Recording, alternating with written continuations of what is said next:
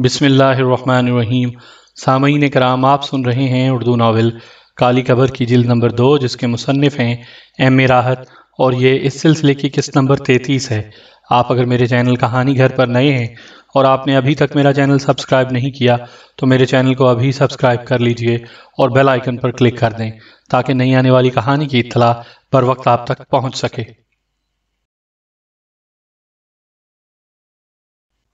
ایک منٹ محسن، ایک منٹ، سونو نے درمیان میں مداخلت کرتے ہوئے کہا، اور محسن جس کا چہرہ خواب آلود ہو رہا تھا سونو کو اس طرح دیکھنے لگا جیسے نیند سے آنکھیں کھل گئی ہوں۔ آخر وہ ایسے کون سے حالات ہوئے تھے جن کے تحت نجمہ اتنے اچھے لوگوں کے درمیان سے نکل کر ایسے برے حالات میں پہنچ گئی تھی جہاں اسے تمہیں جنم دینے کے بعد اتنی مشکلات کا سامنا کرنا پڑا؟ حالات بالکل ٹھیک ہو گئے تھے، سب کچھ درست ہو گیا تھا، لیکن بس نجمہ کی زندہ مثال کا ایک انقلاب اسے ان حالات میں لے آیا۔ اپنوں سے دور غیروں کے درمیان ایسی ہی کیفیت کا شکار ہو گئی تھی۔ پھر مجھے سکول آ جانے دو، میں گندے فرش پر نہیں بیٹھا تھا تو ماسٹر صاحب نے مجھے گھورتے ہوئے کہا، کیا بات ہے تجھے، کیا ہو گیا جو بانس کی طرح کھڑا ہوا ہے؟ فرش گندا ہے، میرے کپڑے خراب ہو جائیں گے۔ میں نے کہا، لاٹ صاحب کے بچے، اوقات میں رہ چل، بیٹھ۔ میں ان لاٹ صاحب کے بارے میں سوچنے لگا جن کا میں بچہ تھا، لیکن وہ لاٹ صاحب میری سمجھ میں نہیں آ سکے۔ اسکول، ماحول جس طرح کا بھی تھا، وہ ایک دلچسپ جگہ تھی، اور کم از کم میں سوچ رہا تھا کہ جہاں میری اصلی حیثیت سامنے آ گئی ہے اور مجھے اپنے جوہر دکھانے کا موقع ملے گا۔ اور پھر یہی ہوا، مجھے اپنے جوہر دکھانے لگے۔ بچوں کی پٹائی میرا دلچسپ مشغلہ تھا۔ کسی کے دانت ٹوٹے، کسی کی آنکھ میں چوٹ لگی، اور خوب ہنگامہ کیا۔ بہرحال یہ تمام تفریحات جاری رہیں۔ اس کے ساتھ ساتھ ہی میری اپنی ضروریات نے بھی پر نکالے۔ میری ماں کے پاس تو کچھ ہوتا نہیں تھا، بڑی مشکل سے اس نے ہیڈ ماسٹر صاحب کی خوشامد کر کے فیس معاف کروائی تھی، لیکن بات صرف فیس کی نہیں ہوتی بلکہ دوسری ضروریات بھی ہوا کرتی ہیں جو دوسرے بچوں کی پوری ہو جایا کرتی تھی۔ چنانچہ اس کے بعد میں نے اپنے جوہر دکھانے شروع کر دیے۔ ماسٹر صاحب کی گھڑی، کسی بچے کا بستہ، عام طور سے بچوں کی کتابیں غائب ہوتی رہیں۔ کئی بار پکڑا بھی گیا اور بڑی شاندار ترکیبیں لڑا کر نکل بھی آیا۔ اصل میں بات وہی ہوتی ہے کہ کوئی عمل کیا جائے، اگر اسے کرنے کا سلیقہ ہو تو بات بنتی ہے۔ ایک طرف تعلیم میں دلچسپی، دوسری طرف اپنا کام۔ آخرکار میں نے اپنا کام جاری رکھا، پڑھائی کا نتیجہ سامنے آتا رہا، لیکن اس میں بھی میری فنکاری کام آتی تھی۔ پھر ایک دن گھر سے کچھ رقم چرائی، باہر تو کبھی نہیں پکڑا گیا تھا لیکن گھر میں پکڑا گیا، وہ بھی باپ کے رشتہ داروں نے پکڑا تھا۔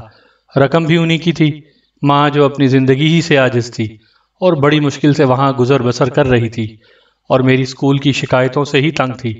اس بار برداشت نہ کر سکی اور اس نے مجھے اتنا مارا کہ میرے جسم سے خون رسنے لگا۔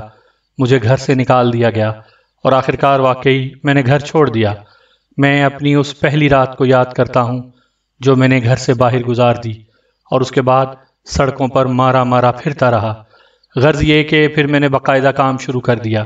چھوٹا سا تھا، بات صرف اتنی سی تھی کہ تیز دوڑنے کی عادت پیدا کروں۔ ضروری تھا جان بچانے کے لیے تیز دوڑوں، چنانچہ برق رفتار سے اپنا کام کرتا اور نکل جاتا۔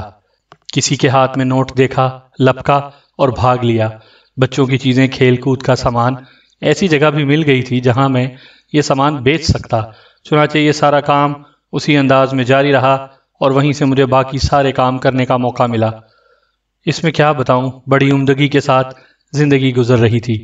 اس سلسلے میں چند دوست بھی بن گئے تھے جو یوں ہی سڑکوں کی اولاد تھے اور سڑکوں پر زندگی گزارتے تھے۔ ان سے دوستی بڑی اچھی رہی۔ ویسے تو وہ بہت سے لوگ ملے تھے، لیکن میرا ایک دوست ندیم شاہ تھا، عام لوگوں کی نسبت بڑی اچھی طبیعت کا مالک اور فراخ دل۔ کافی عرصے تک میری اور اس کی دوستی رہی۔ وہ بھی میری طرح بالکل تنہا زندگی گزار رہا تھا اور مشکلات کا شکار بھی تھا۔ چنانچہ ہم دونوں کے درمیان دوستی گہری ہوتی چلی گئی اور اس کا نتیجہ یہ نکلا کہ ہم نے تنہا ہی ہاتھ مارنے شروع کر دیے اور اس سلسلے میں نئی ترکیبیں سوچنے لگے۔ ندیم شاہ بھی میری ہی عمر کا تھا اور ہماری ایک جیسی اچھی چل رہی تھی۔ ہم زندگی کے نشیب و فراز بھی سمجھتے رہے تھے۔ ہم نے کچھ ایسے ہاتھ مارے جن کی وجہ سے ہمارے پاس ایک اچھی خاصی رقم آ گئی۔ تو ندیم شاہ نے مجھ سے کہا، کیا خیال ہے پاپے، کیوں نہ ہم اپنے رہنے کے لیے کسی مناسب جگہ کا بندوبست کریں؟ یہ سڑکیں اور فٹ پاتھ پائیدار نہیں ہوتے۔ یہاں پہلی بات تو یہ کہ پولیس والوں سے زبردستی کی دوستی رکھنا پڑتی ہے، اور دوسری بات یہ بہرحال مناسب نہیں ہے۔ اس کی وجہ یہ ہے کہ یہ دوستی کرتے ہوئے تمام پولیس والے ہمیں پہچان لیں گے، اور اگر کبھی ہمیں ان میں سے کسی کے ہاتھ لگ گئے تو میرا مطلب ہے کام کے وقت، تو وہ صاف کہہ سکتے ہیں کہ ہم دونوں آوارہ چھوکرے ہیں، سڑکوں اور گلیوں کے باسی۔ سمجھ رہے ہو نا میری بات؟ دونوں میں ایک بڑی خوبی تھی کہ ہم دونوں ایک دوسرے کی بات پر اتفاق کیا کرتے تھے۔ چنانچہ ندیم شاہ کے کہنے پر ہم نے کسی رہائش گاہ کی تلاش شروع کر دی، اور رہائش گاہ بھی ملی تو بڑی ہی شاندار۔ ایک عمر رسیدہ خاتون تھیں، تنہا رہتی تھیں، بڑے مزے کی شخصیت تھی ان کی، سب ان کو خالہ کہا کرتے تھے۔ ان کا اصل نام بھی خالہ ہی ہو کر رہ گیا تھا۔ خالہ تو اپنے اس جھونپڑے کا ایک حصہ کرائے کے لیے خالی کر رکھا تھا، بلکہ یہ کہنا چاہیے کہ اسے انہوں نے ذریعہ معاش بنایا تھا۔ چنانچہ ہم اس میں منتقل ہو گئے۔ خالہ سے میں نے انٹرویو لیا تھا۔ پہلے دن انہوں نے جو زبان استعمال کی تھی وہ بڑی میٹھی تھی۔ کہنے لگیں، دیکھو بچوں، میرا بھی اس دنیا میں کوئی نہیں ہے، اور یہاں جو آ کر رہتا ہے میں اسے اپنی اولاد ہی سمجھتی ہوں۔ اگر میرے بچے بن کر رہو تو تم یہاں رہ سکتے ہو، ورنہ کوئی دوسرا گھر دیکھو۔ ہم دونوں ہی خالہ سے لپٹ گئے، اور مجھ سے زیادہ ندیم شاہ نے اداکاری کرتے ہوئے کہا تھا کہ خالہ ہم تو بہت عرصے سے کسی بزرگ کے سائے کو ترسے ہوئے ہیں۔ بہرحال خالہ کا سایہ ہمیں مل گیا، لیکن خالہ بڑی آفت کی پرکالہ نکلی۔ 2 دن تک تو انہوں نے ہمیں بڑی عزت دی۔ تیسرے دن کہنے لگیں، دیکھو جیسا کہ میں نے تم سے کہا کہ میری گزر بسر اسی چھوٹے سے کرائے پر ہوتی ہے، پچھلے 15 دن سے یہ کمرہ خالی پڑا ہوا تھا۔ کرائے دار تو بہت سارے آئے، لیکن میں نے فیصلہ کر لیا تھا کہ کسی ایسے کو دوں گی جو مجھے بہت پسند آئے۔ یار پسند کی بات نہیں ہوا کرتی، بات تو یہ ہے کہ ضرورتیں بھی تو پوری ہونی چاہیے۔ دودھ والے کا حساب کرنا ہے، سبزی والے کا حساب کرنا ہے، کھانے پینے کا حساب کرنا ہے۔ اب تو مجھے پتا ہے کہ میرے بچے آ گئے ہیں، بس اب شروع کرواتی ہوں۔ تو بس ایسا کرو، بات کر لو، 1 کلو دودھ لے لیا کرو، میں آدھا کلو دودھ پیتی ہوں، باقی چائے وغیرہ کے لیے کام آ جاتا ہے۔ اس کے علاوہ راشن لا کر رکھو، صبح کو پراٹھے وغیرہ بنا لیا کرو، تمہیں پراٹھے بنانا تو آتے ہوں گے۔ بہرحال یہ کوئی ایسی باتیں نہیں تھیں جس سے خالہ بری لگنے لگتی، لیکن خالہ کی اور ہماری بڑی اچھی چلنے لگی تھی۔ وہ بہرحال ایک بزرگ خاتون تھیں، اپنی عمر کا بڑا حصہ گزار چکی تھیں، اس لیے ہمیں ان کی باتیں بری نہیں لگتی تھیں، اور ہم ان کا کام خوشی سے کر دیا کرتے تھے۔ پھر زندگی کے دوسرے معاملات کے ساتھ کچھ اور معاملات بھی طے ہوئے۔ مثلاً تھوڑے ہی فاصلے پر ہمیں ایک ایسے گھر کا پتہ چلا جہاں برے لوگ رہا کرتے تھے۔ رات کو کاریں آتی تھیں، اور اس گھر سے لڑکیاں نکل کر کاروں میں بیٹھ کر جایا کرتی تھیں۔ انہی میں سے ایک لڑکی نوشاد بھی تھی، جس کی ندیم شاہ سے آنکھ لڑ گئی، اور ندیم شاہ اس کی یاد میں آہیں بھرنے لگا۔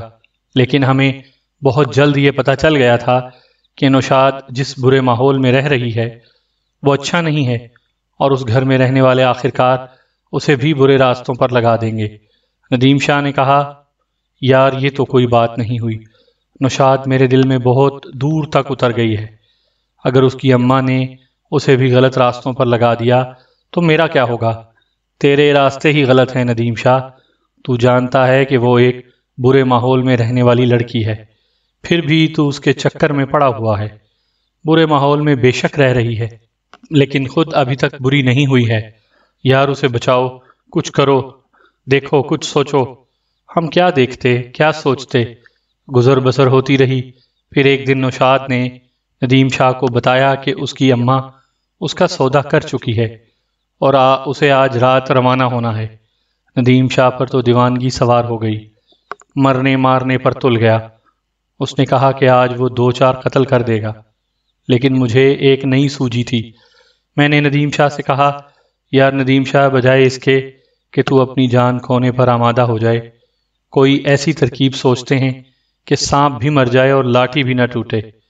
ابھی تو تو خود بھی اس پوزیشن میں نہیں ہے کہ نوشاد کو 2 وقت کی روٹی ہی کھلا سکے۔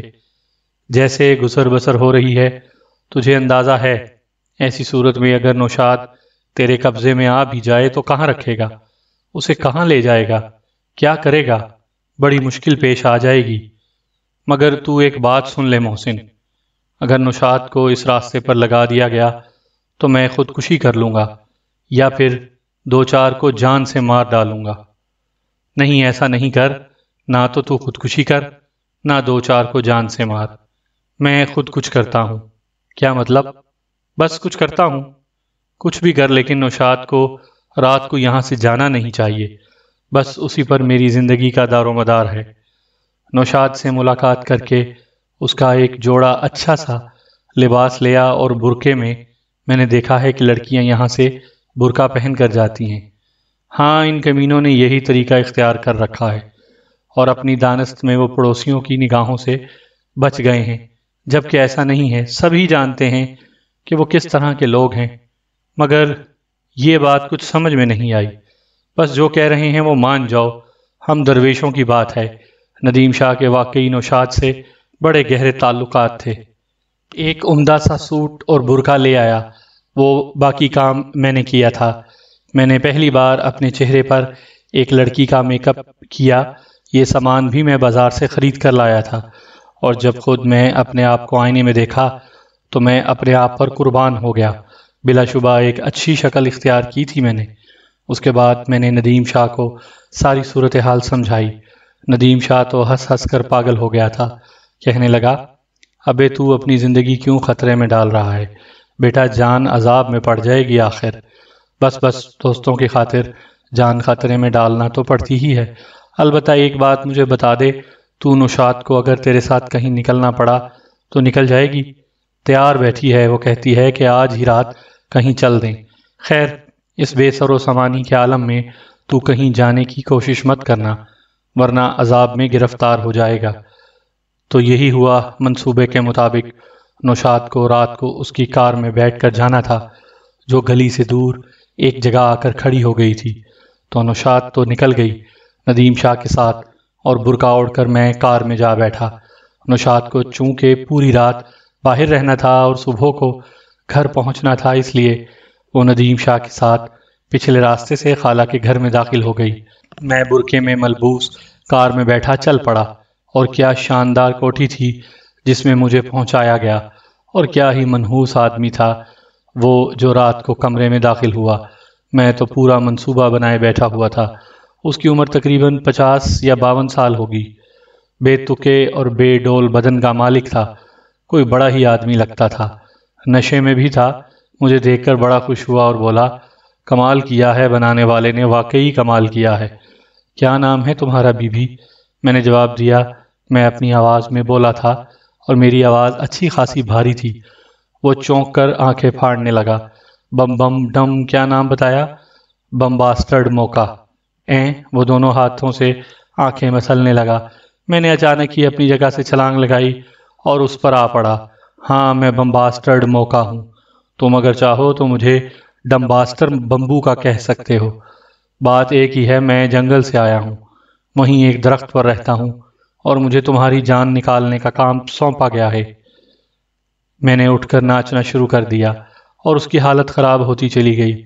جہاں پڑا تھا وہیں پڑے پڑے بے ہوش ہو گیا، اور اس کے بعد میں نے اور کچھ تو نہ کیا، کمرہ بند کر کے اس کی تلاشی لی۔ کمرے ہی میں تجوری بھی تھی، اور تجوری میں کم از کم 10-12 لاکھ روپے موجود تھے۔ بھلا اس کے بعد کیا سوال تھا؟ پیسے سمیٹے اور وہاں سے نکل بھاگا۔ رقم بہت بڑی تھی، اس لیے ہر طرح کا رسک لیا جا سکتا تھا۔ حالانکہ پہلے تو دل میں یہی تھا کہ کچھ کام کروں گا اور کوشش کروں گا کہ ندیم شاہ کو ایک بہتر زندگی دے سکوں۔ دوست تھا اپنا، لیکن اتنی بڑی رقم کے ساتھ اب میرا بھی وہاں رکنا مناسب نہیں تھا۔ چنانچہ گھر پہنچا۔ ندیم شاہ شریف آدمی تھا۔ بے شک نوشاد وہاں موجود تھی، لیکن وہ دونوں جاگ رہے تھے اور بڑی شرافت سے الگ الگ بیٹھے ہوئے تھے۔ مجھے دیکھ کر نوشاد بھی خوب ہنسی۔ پھر میں نے ندیم شاہ کو الگ بلا کر اس سے پوچھا کہ نوشاد کیا واقعی اس کے ساتھ نکلنے چلنے کے لیے تیار ہے؟ ندیم شاہ نے کہا، تو وہ اتنی دیر سے کہہ رہی ہے کہ شاید اس سے اچھا موقع کبھی نہ ملے، چنانچہ نکل چلیں یہاں سے۔ میں نے ندیم شاہ سے کہا، تو پھر میرا خیال ہے وقت ضائع کرنا بیکار ہے۔ خالہ کے لیے ہم نے کوئی 20,000 روپے وہیں چھوڑ دیے تھے اور اس کے بعد خاموشی سے باہر نکل آئے تھے۔ میں ابھی تک زنانہ میک اپ میں ہی تھا اور برقع اڑے ہوئے تھا۔ ہم لوگ سیدھے ریلوے اسٹیشن پہنچے اور پھر ٹرین ہمیں لے کر چل پڑی۔ بڑی سنسنی محسوس ہو رہی تھی، لیکن ہم نے اتنی دور کا سفر اختیار کیا تھا کہ بہت زیادہ فاصلہ ہو جائے۔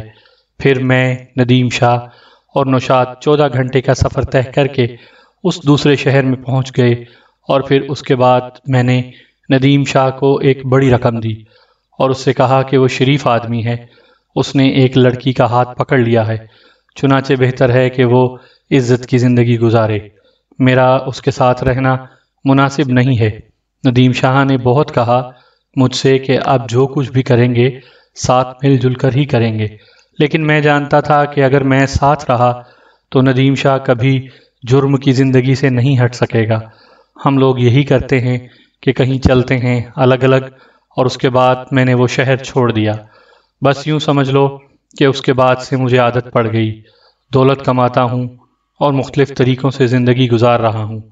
آج بھی میرے ذہن میں وہی سب کچھ ہے، لڑکیوں کا روپ دھار کر سیر و سیاحت بھی کرتا ہوں، اور اپنے تفریحی مشغلے جس انداز میں ملیں وہ میرے لیے ایک مختلف انداز تھا۔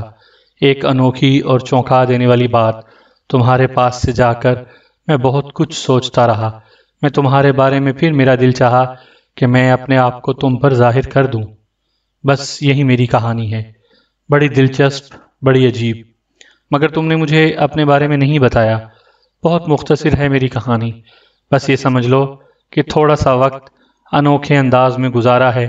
سونو نے مختصراً اپنی داستان بھی سنا دی اور محسن اسے دیکھتا رہا، پھر بولا، سونو میں تمہیں بتاؤں، زندگی بڑی عجیب چیز ہے۔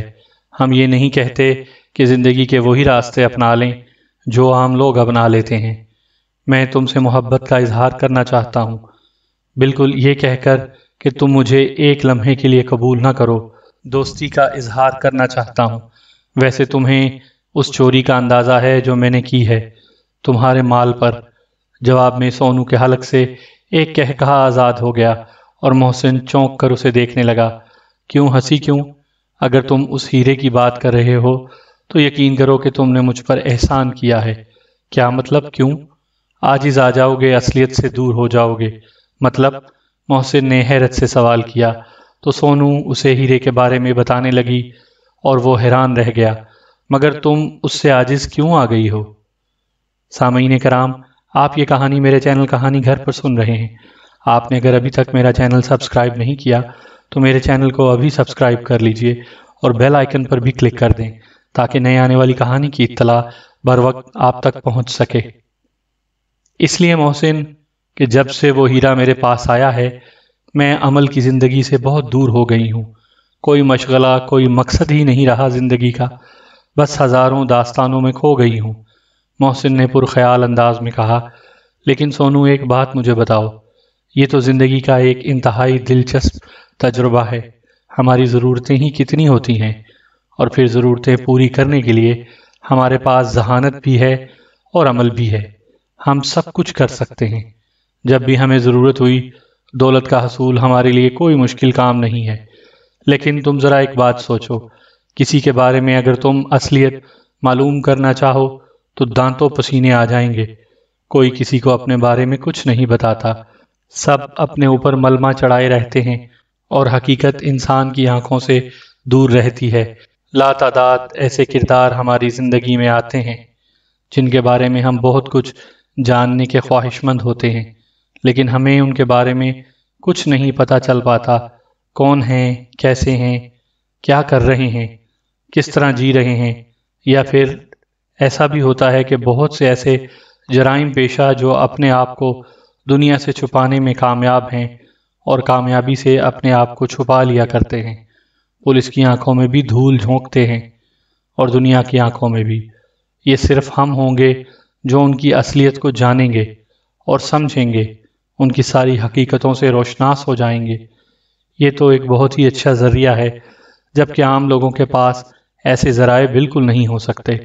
اصل میں بات وہی ہے کہ کسی چیز کو منفی یا مثبت انداز میں دیکھنا ہی بنیادی حیثیت رکھتا ہے۔ تم اپنے ماحول سے تنگ آ چکی ہو۔ دیکھو سونو، میں تمہیں بتاؤں، اپنا کام اپنے طور پر جاری رکھو، بلکہ اس کے ذریعے تو ہمیں ایسے شکار بھی مل جائیں گے جو ہمیں بہت کچھ دیں گے۔ ہمیں کسی کے ساتھ فریب کرنے کی ضرورت نہیں رہے گی، بلکہ ہم ان سے کہیں گے چونکہ وہ خود غلط اور جرائم پیشہ لوگ ہیں، اس لیے ہمیں یہ ادائیگی کریں۔ سونو، یہ تو بہت ہی دلچسپ اور دلکش بات ہے۔ مجھے تعجب ہے کہ کمال ہے، واقعی کمال ہے محسن۔ میں قسم کھا کر کہتی ہوں کہ میں نے اس کے حصول کے بعد سے اب تک اس کے ذریعے صرف کہانیاں سنی ہیں، کبھی اس کو اس انداز میں استعمال کرنے کے بارے میں نہیں سوچا۔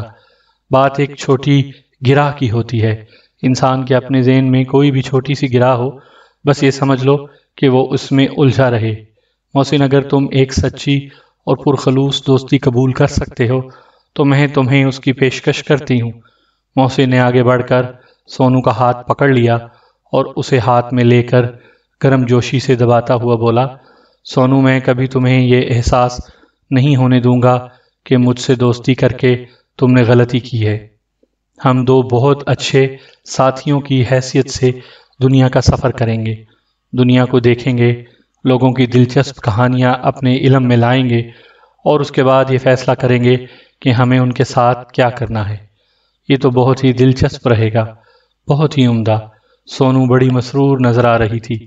اس میں کوئی شک نہیں کہ زندگی کا آغاز کس مشکل میں ہوا تھا، وہ ذہنی طور پر اسے بھٹکانے کے لیے کافی تھا، لیکن اب کچھ عرصے سے طبیعت میں جو ٹھہراؤ پیدا ہوا تھا وہ کبھی کبھی فطری تقاضے بھی پورے کر دیتا تھا، اور دل یہ چاہتا تھا کہ کچھ ہو جائے، کوئی ایسا عمل جو زندگی کا ضامن ہو، اور محسن کے مل جانے کے بعد اس کے امکانات زیادہ روشن ہو گئے تھے۔ اس نے مسکرا کر گردن ہلائی اور بولی، محسن، ہماری طرح کے لوگوں سے تم اچھی طرح واقف ہو۔ عموماً ہم جیسے لوگ کسی سے مخلص نہیں ہوتے، بس لمحاتی طور پر اگر کوئی دوستی ہو جائے تو الگ بات ہے، ورنہ سب چلتا ہے۔ لیکن میں تم سے ایک بات کہنا چاہتی ہوں، بغیر کسی اندرونی لگاؤ اور رشتے کے اگر ہم ایک دوسرے سے واقعی مخلص ہو جائیں تو کیسا رہے گا؟ میں تو ہو چکا ہوں سونو، اپنی بات کرو۔ سونو نے اپنا ہاتھ آگے بڑھایا اور محسن نے محبت سے اس ہاتھ کو ہاتھ میں لے لیا، اور پھر کہنے لگا، میں نہیں جانتا سونو کہ تمہاری زندگی میں ایسا کوئی کردار آیا ہے یا نہیں جس سے تمہارا مخلص ہونے کو دل چاہا ہو، لیکن اگر تم آج بھی اپنی ماں، اپنے ستیلے باپ اور ستیلے بہن بھائیوں کے لیے کچھ کرتی ہو تو اس کا مطلب ہے کہ کچھ جذبے تمہارے اندر موجود ہیں۔ میرا ثبوت یہ ہے کہ ندیم شاہ اپنی بیوی اور اپنے بچوں کے ساتھ ایک اچھی زندگی گزار رہا ہے، گویا میں مخلص ہونا جانتا ہوں۔ باقی رہ گئیں تم، تو میں تمہیں یہ پیشکش کرتا ہوں کہ ایک بار مجھے آزما کر ضرور دیکھو۔ میں نے اپنا ہاتھ تمہارے ہاتھ میں اسی لیے دیا ہے محسن، اور ہم اپنی زندگی کا پہلا تجربہ کریں۔ اور ان کے پہلے تجربے کا شکار ایک الجھا ہوا سا انسان تھا۔ نوجوان چہرے کے نقوش یہ بتاتے تھے کہ شوق اور دلچسپ رہا ہے۔ اس وقت ایک ریستوران میں بیٹھا عجیب سے انداز میں سوچ میں ڈوبا ہوا تھا۔ اس کے سامنے ایک چائے کی پیالی رکھی ہوئی تھی، اور چائے کی پیالی سے بھاپ کی ایک لکیر بلند ہو رہی تھی۔ یہ بلند لکیر خاصی اوپر اٹھ رہی تھی۔ انہوں نے اپنا عمل شروع کیا تو نوجوان نے چونک کر انہیں دیکھا اور پھر عجیب سے انداز میں انہیں گھورنے لگا۔ سونو نے تجربے کے لیے ذرا تیز آواز میں کہا، تم کون ہو؟ تمہارے ساتھ کیا واقعات پیش آئے ہیں؟ کس حیثیت کے حامل ہو؟ کیا کرتے ہو؟ کیا تم بتانا پسند کرو گے؟ محسن کے لیے یہ حیرت انگیز اور دلچسپ تجربہ تھا، اور اس وقت اس کی آنکھیں حیرت سے پھیل گئیں جب نوجوان اپنی جگہ سے اٹھا اور ان کے سامنے میز پر آ بیٹھا۔ پھر اس نے بغیر کسی تمہید کے کہا، جی ہاں، میں ایک دفتر میں ملازمت کرتا ہوں، بے شک تنخواہ معقول ہے، لیکن وہ سب پریشانیاں مجھے بھی لاحق ہیں جو ہر ملازم پیشہ شخص کو لاحق ہوتی ہیں۔ والدین شہر سے تقریباً 100 میل دور ایک قصبے میں رہتے ہیں جہاں ہماری کچھ زمینیں ہیں، ان پر میرے دونوں چھوٹے بھائی کاشت کر رہے ہیں۔ والد صاحب کی اسی قصبے میں دکان ہے، مالی حیثیت نہایت پرسکون ہے، یعنی ہم نے چادر اور پاؤں برابر رکھے ہیں، اس لیے کوئی دقت نہیں ہوئی اور زندگی بآسانی گزر رہی ہے، سوائے اس ملازمت کے جو گھر سے بہت دور ہے، اور کوئی تکلیف نہیں ہے۔ گھر کی بات ہی کیا ہوتی ہے، اور پھر ایک کاشتکار کے گھر کی جس میں 2 بھینسیں ہوں، اپنے کھیت کی تازہ سبزیاں ہوں، طویل و عریض صحن میں لہلہاتے درخت ہوں، اور دروازے کے باہر تا حد نگاہ پھیلے ہوئے کھیت ہوں۔ ایسی جنت کو کون چھوڑنا پسند کرتا ہے؟ لیکن نوکری یہ سب چھڑوا دیتی ہے۔ دبی دبی زبان میں کئی بار اماں بی سے کہا کہ میں بھی کھیتی باڑی کر کے زمینوں سے سونا نکالوں، لیکن والد صاحب کی منطق ذرا مختلف ہے۔ ان کی دانست میں سونا نکالنے کا کام میرے بھائی کر رہے ہیں، اس لیے زمینوں پر میرا وزن کیوں ڈالا جائے؟ پیسہ مختلف راستوں سے گھر میں آئے تو بہت اچھا ہے، چنانچہ وہ خود بھی اس پر عمل کرتے ہیں، اور اس ضعیفی میں بھی دکان کا نظم و نسق خود سنبھالے ہوئے ہیں۔ وہ خود ہی شہر سے دکان کے لیے سامان خرید کر لاتے ہیں، حالانکہ میں نے ان کی عمر کے پیش نظر کئی بار پیشکش کی ہے کہ جب ہر ہفتے میں گھر آتا ہوں تو دکان کا سامان بھی لے آیا کروں گا، لیکن یہ بات والد صاحب کے اصولوں کے خلاف تھی۔ وہ اپنے کام خود کرنے کے قائل ہیں اور خود ہی سب کچھ کرتے ہیں۔ یوں تو کئی مواقع آئے جب گھر چھوڑتے ہوئے مجھے بہت تکلیف ہوئی، لیکن اس بار تو انتہا ہی ہو گئی۔ بات یہ تھی کہ سیمی آئی ہوئی تھی۔ سیمی میری پھپھوزاد بہن ہے، اور کچھ عرصے پہلے تک اس کی ذات میں میرے لیے کوئی کشش نہیں تھی، لیکن برا ہوا اس رات کا جس رات میں سب صحن میں سو رہے تھے۔ میں بھی اماں بی کی چارپائی سے ایک چارپائی پر لیٹا کروٹیں بدل کر سونے کی کوشش کر رہا تھا کہ اماں بی اور قبلہ و کعبہ کی باتیں کرنے کی آوازیں کانوں میں پڑیں۔ میرا نام لیا گیا تھا، اس لیے میرا متوجہ ہو جانا فطری تھا۔ اختر سے پوچھ لیا جائے، اماں بی نے کہا۔ فضول بات ہے، وہ انکار کیوں کرے گا؟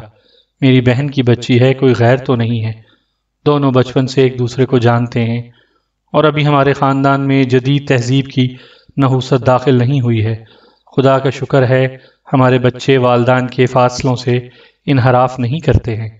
والد صاحب بولے، وہ تو ٹھیک ہے، لیکن وہ پڑھا لکھا بچہ ہے، دوسرے بیٹوں کی مانند کھیتوں میں ہل نہیں چلاتا۔ اماں بی نے کہا۔ والد صاحب تڑپ کر اٹھ بیٹھے، سرہانے کے پائیوں کے نیچے لگی اینٹ کھسک گئی، اور دھماکے کی آواز کے ساتھ چارپائی ٹیڑھی ہو گئی۔ کیا مطلب ہے اس بات کا؟ ہل چلانے والے، زمین کے سینے سے رزق نکالنے والے تمہاری نگاہ میں حقیر ہیں؟ اس پڑھے لکھے بچے میں کوئی خاص خوبی ہے کیوں؟ وہ پھاڑ کھانے والے انداز میں بولے۔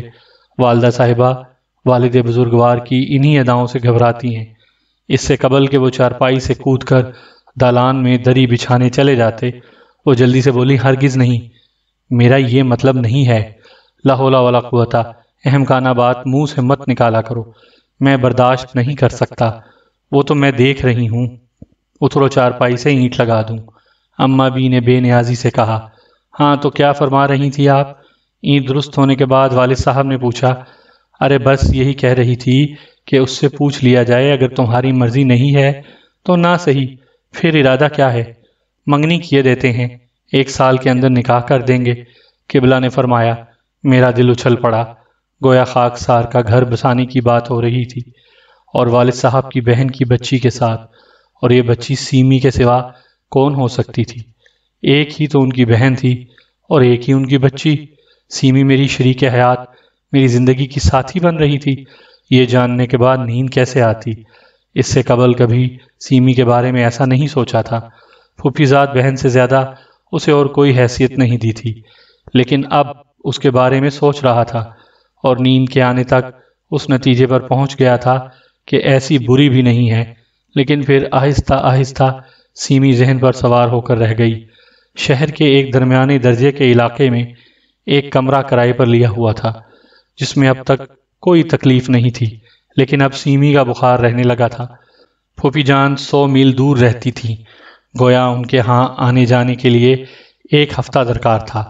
دل تو بہت چاہتا تھا کہ 1 ہفتے کی چھٹی لے لی جائے، کم از کم وہاں جا کر سیمی سے اس سلسلے میں بات تو کی جائے، اور شرمانے لے جانے کی ادائیں دیکھی جائیں۔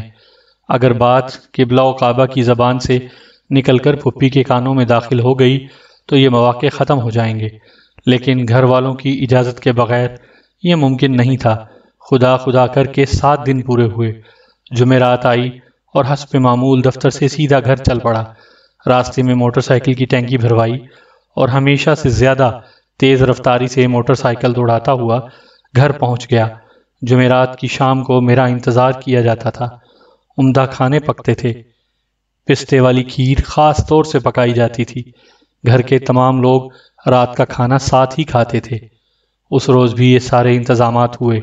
والد صاحب کے پاس محفل جمی تو میں نے پروگرام کے مطابق پھوپھی جان کو دیکھنے کا تذکرہ کیا۔ میں نے پھوپھی جان کو بیمار دیکھا ہے اور اسی دن سے سخت پریشان ہوں۔ والد صاحب بولے، فکر کی کوئی بات نہیں، کل ہی ان کا خط آیا ہے، سب خیریت ہے۔ میں سوچ رہا تھا کہ کیوں نہ پھوپھی جان سے مل آؤں۔ میں نے اس کے بعد بھی امید کا دامن ہاتھ سے نہیں چھوڑا۔ نہیں میاں، ابھی مناسب نہیں ہے، پھر دیکھا جائے گا۔ والد صاحب نے اس نامناسب رویے کی وجہ بھی بتانے کی زحمت نہیں کی تھی۔ سامعین کرام، آپ سن رہے تھے اردو ناول کالی قبر کی جلد نمبر 2، جس کے مصنف ہیں ایم میراحت، اور یہ اس سلسلے کی قسط نمبر 33 تھی۔ آپ اگر میرے چینل کہانی گھر پر نئے ہیں اور آپ نے اگر ابھی تک میرا چینل سبسکرائب نہیں کیا تو میرے چینل کو ابھی سبسکرائب کر لیجئے اور بیل آئیکن پر بھی کلک کر دیں تاکہ نئی آنے والی کہانی کی اطلاع بر وقت آپ تک پہنچ سکے۔